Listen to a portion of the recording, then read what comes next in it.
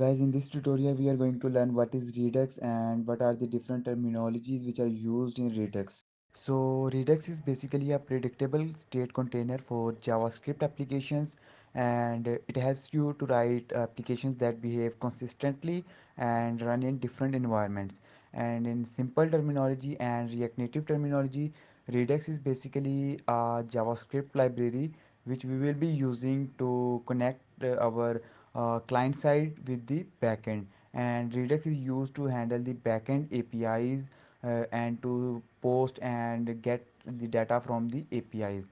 But in this blog app we will be using Redux to communicate with the Firebase.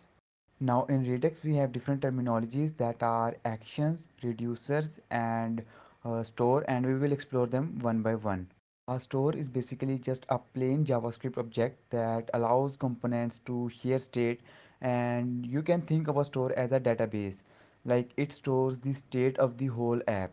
And as per Redux official documentation, actions are the only source of information for the store, and it carries a payload of information from your application to store. So whenever we are performing any task in React Native or Redux, it's mean we are dispatching an action.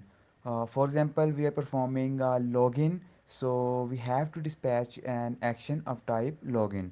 And if we are performing a task of sign up, so we have to dispatch an action of type sign up. Okay.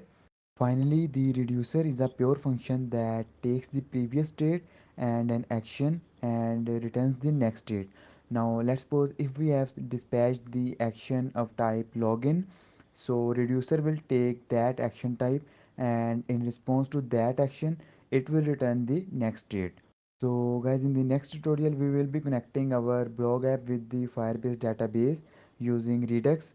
So make sure to subscribe this channel for the upcoming videos, and by that time, take care.